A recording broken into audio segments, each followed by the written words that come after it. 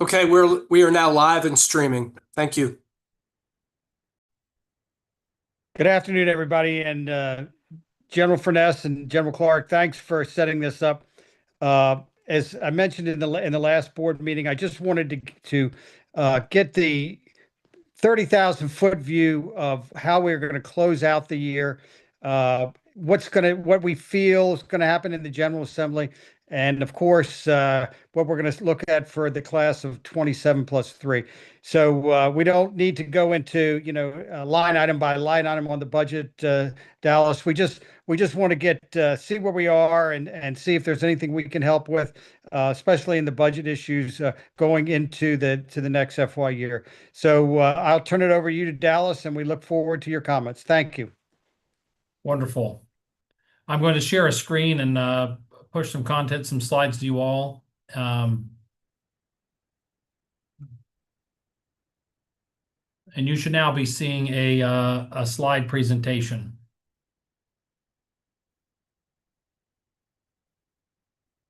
So just as we talked about, this is our agenda of what we'll cover today. Just the first piece on the state budget. As we all know, the General Assembly finished in April without a 2-year budget. A special session convened on the 23rd, and that's still in progress.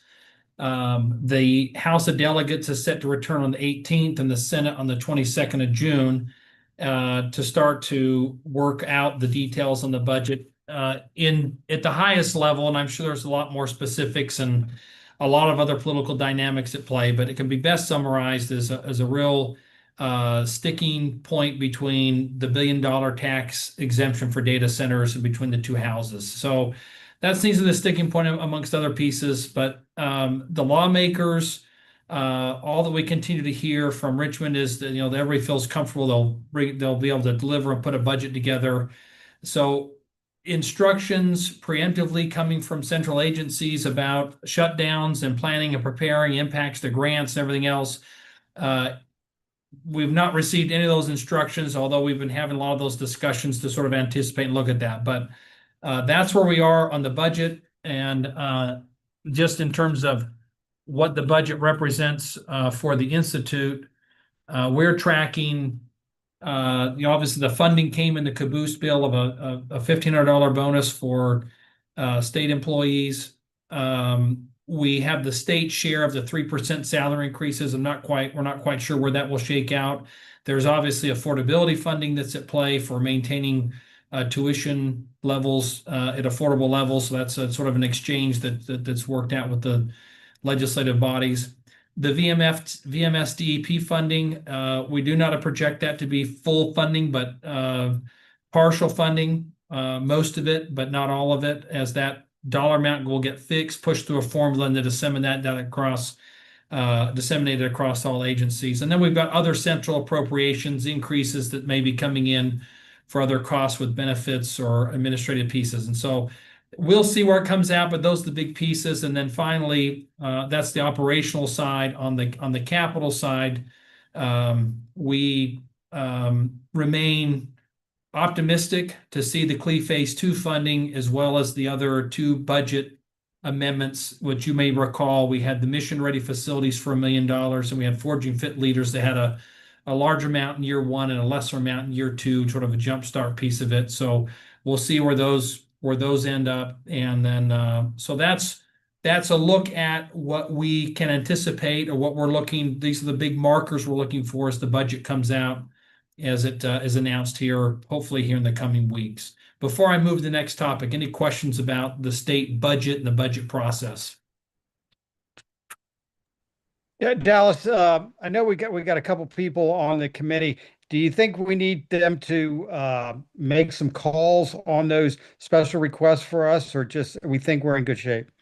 I think all the work that has been underway, working on those, is underway and in progress. So there's been a lot of initiatives with folks that are on this committee and other members of the board that have been actively working relationships and contacts. And so I think at this point we're going to continue those contacts through those channels, and I think we're set for today.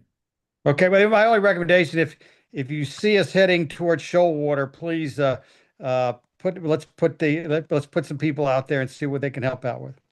Will do, sir. Thank you.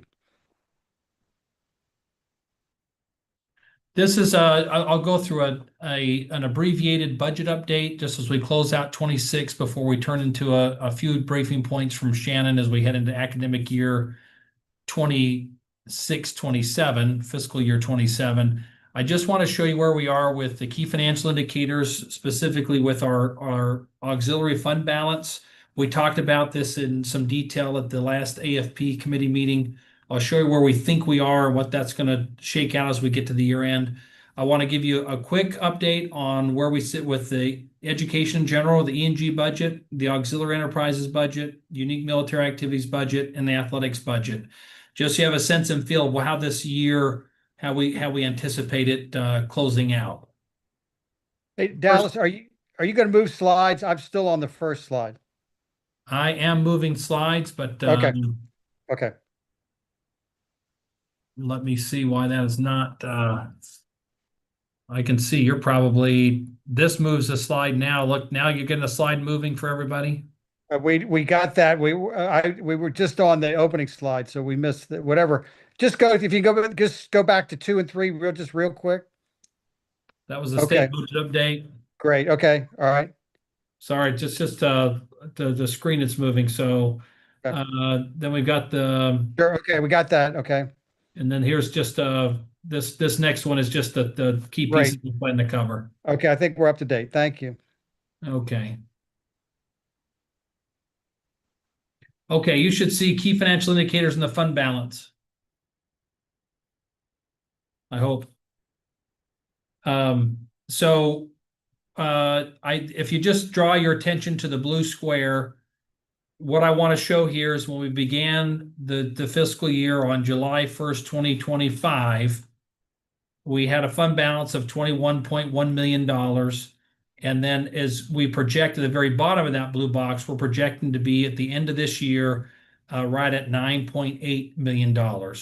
And as many of you know, we pushed off through, and just as a background, as we had faced our enrollment challenges, these were, we set out 4 years ago with a long-term 10-year look at all financial projections. We knew fiscal year 26 and 27 right in here, depending on enrollment, how it turned, was going to be the most challenging pieces with overall cash balances. And as we got towards the last year, as many that have been on the board for a longer period of time, we moved ahead on a whole bunch of deferred maintenance projects.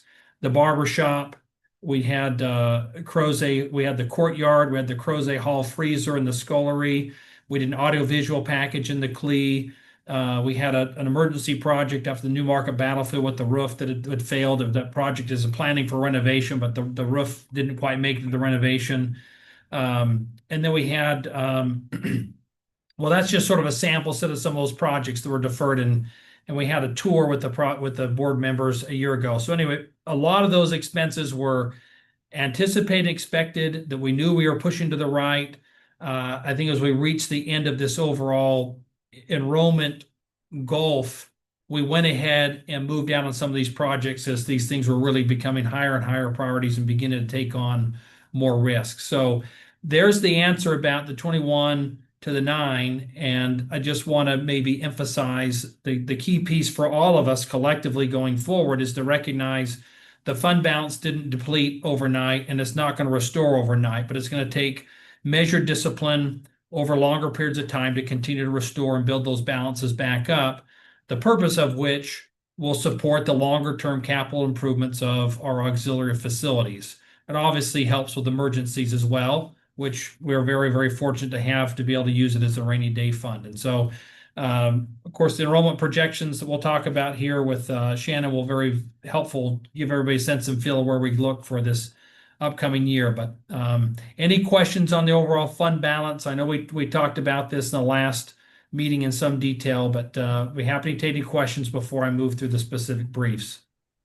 Yeah, just to emphasize that, again, having a longer term understanding of the fund, I appreciate where the fund balance is now, but just a longer look back of what where it has been over time and how long it's taken us to get back when we've gotten this far down, is sort of, I just want to put that request in again. And the second is just, I mean, this is also picking up the athletic shortfall each time, right? Yes, ma'am, it is. And I will show you that when we get to the auxiliaries budget and the athletics budget, but Okay. that's a component as well. Okay. Very much so.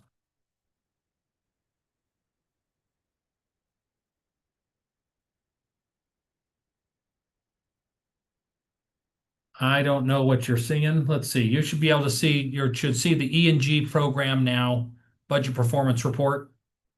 Okay, I know what Yes, I'm sir. doing now. Yeah, that's where we are.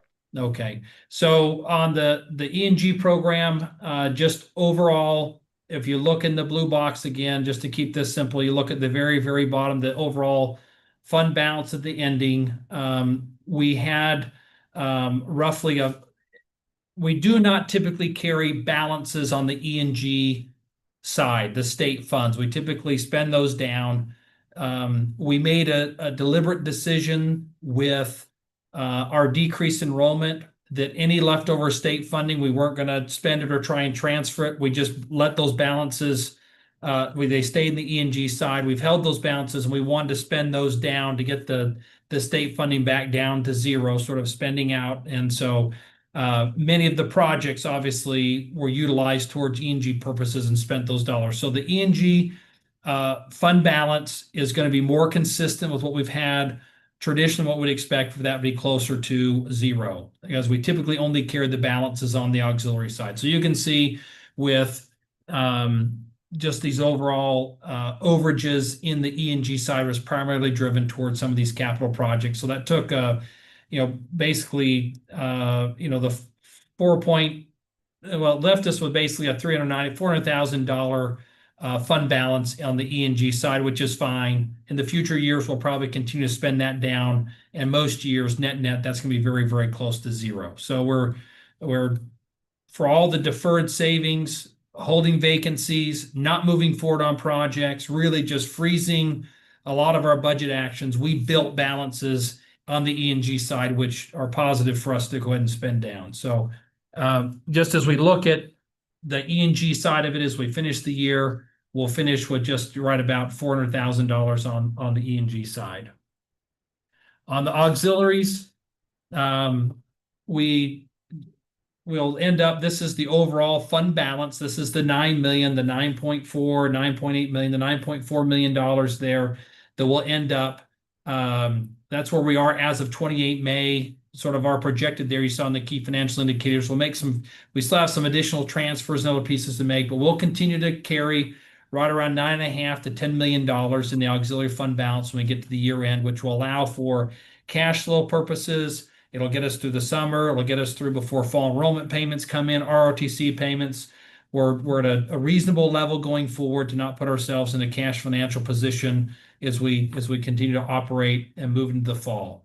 And then, as I mentioned, just as it relates to overall revenues and building these balances, as enrollment levels continue to return to more projected levels, we should maintain, all of us as a priority, continue to restore the strength of the fund balance longer term. But that's where we sit on the auxiliary budget. Dallas, one quick question on the ROTC accounts. I would bet quite a bit that we're going to be in a CR starting 1 October for the U.S. government. Does that impact us with some of the cash coming in?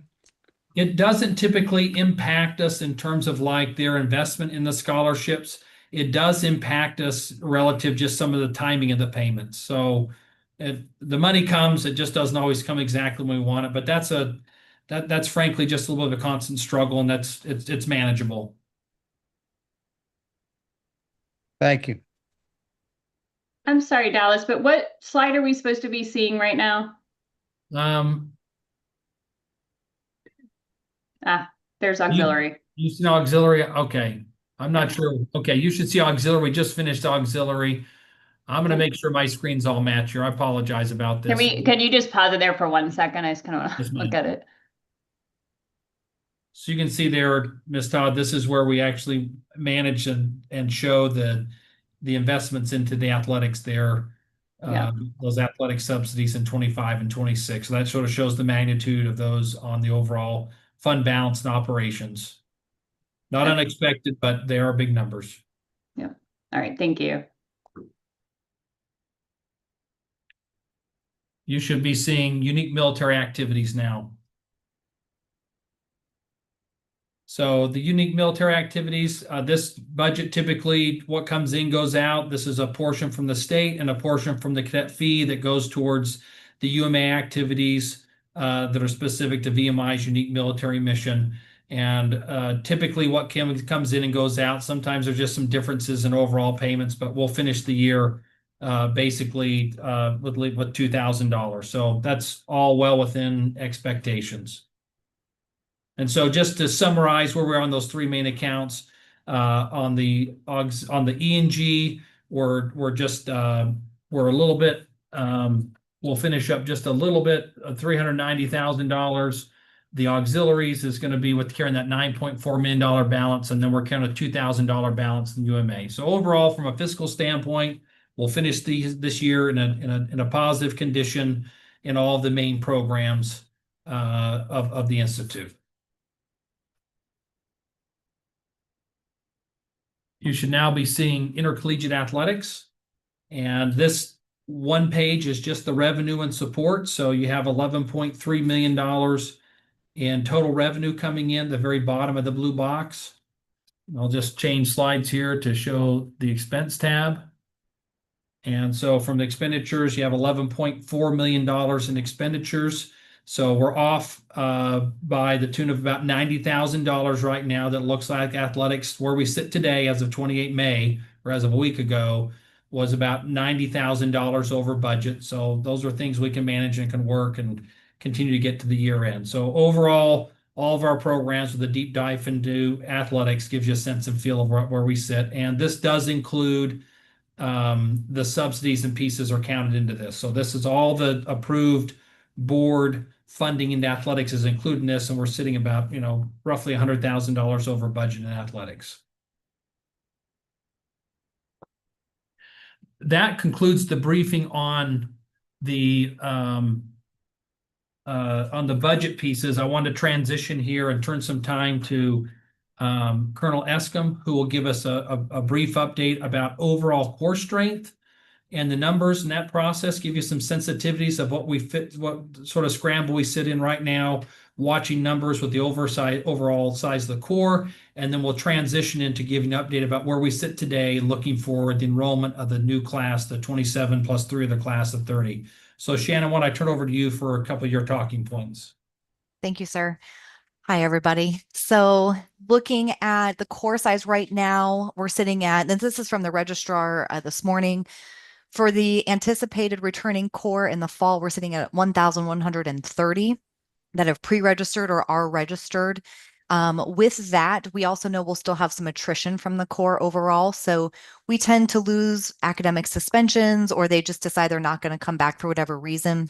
The portal will probably be a small portion of that. I'm hearing rumblings of some athletes that may decide to go into the portal here in the next couple weeks. But with that, our average loss between now and the end of September is about 81. That's over the last 3 years.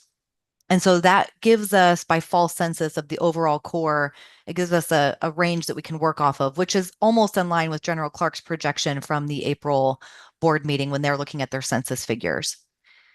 Sir, could I have you advance to the next slide, please? Thank you. So as of this morning, actually, we are sitting at 553 partial and fulls instead of that 557. That's not surprising. It's the academy pickoff season. So with that, we're losing them. We anticipate this. This is part of the melt process. So as of today, we're at 553, and our full reservations were at actually 337. So when we compare that to just last year at the same point in time, that deposit number was actually 492 last year. And for the class of 2028, it was 488. So we are ahead in deposits over the last 2 prior class cycles for point in time.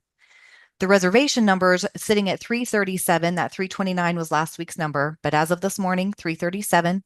Point in time for the class of 29, we were at 301. And for the class of 28, we were at 353. So right now, with what we're anticipating, I mean, we are turning every corner. We're looking under every rock to hit that 500, which of course is the goal. I will just say there's tremendous support across posts with our parents' councils who have been calling, our alumni who have been calling, our admissions folk. General Furness has made a huge impact at open houses. The feedback is, this is not brown nosing, sir, but the feedback is fantastic. And then he's actually been making calls to some of our prospective cadets as well that might be on the fence. And that has actually tipped the scale for several of them. And so we're tracking all of that. If you remember back in, really, we've briefed it in the fall board meeting and then in the spring board meeting. Last year, we had losses in the Richmond and Central Virginia area. And so we shifted one of our regional recruiters to that area. And so this year, we're sitting at 79 partial and full reservations compared to 52 who matriculated from that area last year. So those efforts have had a positive impact.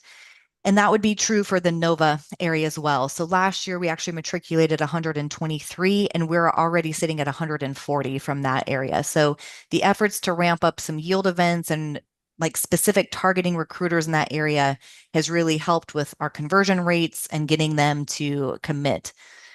Now, like I said, it's melt season. So at this point in time, we'll still have about 15 to 20 athletes that are not included in that 557.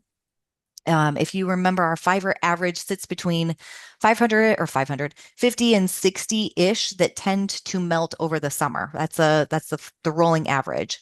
Last year's class of 29 came in higher. It came in at 93. And so we anticipate a little bit higher this year melt, maybe in the 70s. And we're already, we've had 37 that have canceled already. We'll see within the next month what the academy pickoffs look like. They tend to go after our STEM majors, of course, and our females. And so right now, with that breakdown, just so you know, we're at 17% females for the incoming class. And then we are sitting at, of that 557, 42% are actually non-Virginians and 58% are Virginians. So everything is trending in the right direction, and we're just remaining optimistic that we'll continue to do our good work to hit that goal.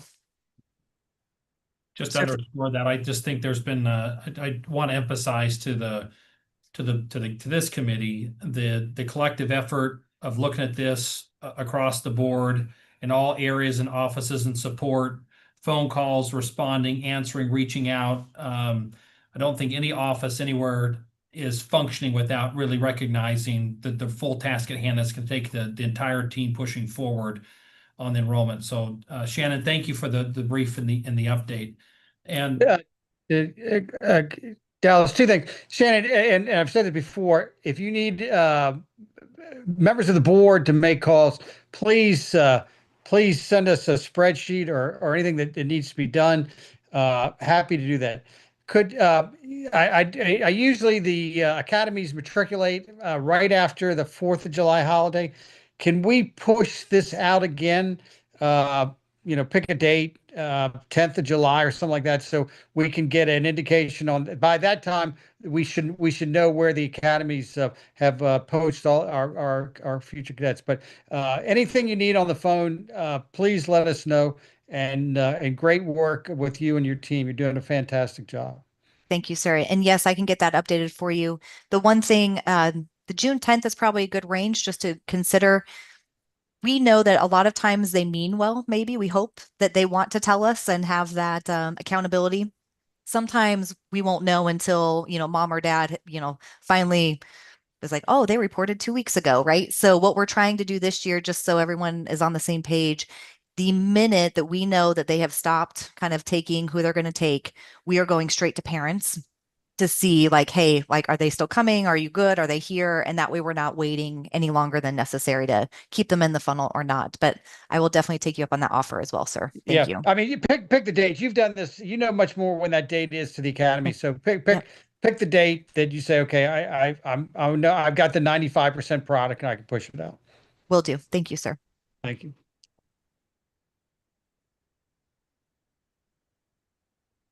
Sir, that concludes the materials that you'd asked us to provide. I know this was an interim, a Right. quick snapshot to give everybody a sense of where we sit here as we go into the year end. And certainly this is a pivotal admissions period. General Furness, anything you want to offer before the staff side? No, we're all focused on bringing the largest class we can bring in to the Institute this year. We understand the fiscal implications of the numbers of students that we bring in. We haven't sacrificed quality to do that, so that's an important message to get out. These are the same high quality students that we've matriculated before. We're just trying to get more of them on post. You know, and then in the future, we're trying to make this process more systematic and reliable and predictable as we go forward in integrating a marketing and advertising campaign with a recruiting campaign, as well as what we've traditionally done. We do a lot of great things here. It's just trying to align them in time and space to make it rational so that we understand what the numbers are and we can predict with greater clarity what they will be in August as early as possible. So that's the focus. It's the number one thing we do all year here. And you know, you're only as good as your last class. So everybody understands that and everybody's focused on it. Thank you, sir. Admiral Knight, back to you, sir. No, this is great update. I mean, I'll let the rest of the members of the committee, whatever. But from me, Dallas, and everybody else in the VMI community, it has been an honor and a pleasure working with you. I appreciate your tremendous work that you've done here, and I'm expecting you in next year this time to come next door and have a big check for us to do a lot of good things. So, but we look forward, you know, working with you in the alumni associations, but as the Chief Financial Officer for the Virginia Military Institute, you should be very proud of what you've done, and it's been a real pleasure to work with you. So thank you very much. Thank you, sir. Anybody on the committee have any questions or comments?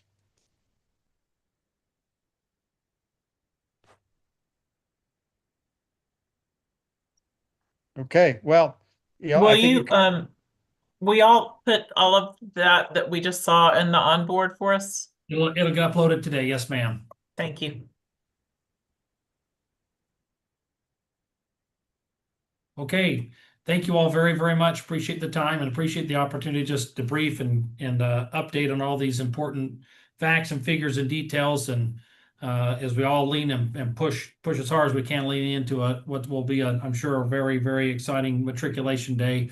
By all accounts, under any measure, it'll be a great day. yeah. Well, again, General, please, if you want us to make phone calls, you know, that's easy stuff, and we're happy to take part of that load off you all. So just let us know what we can do. Yes, sir. Okay, thank you all, and have a great summer if we don't talk anytime soon. All right, bye-bye. Thank you. Stay well.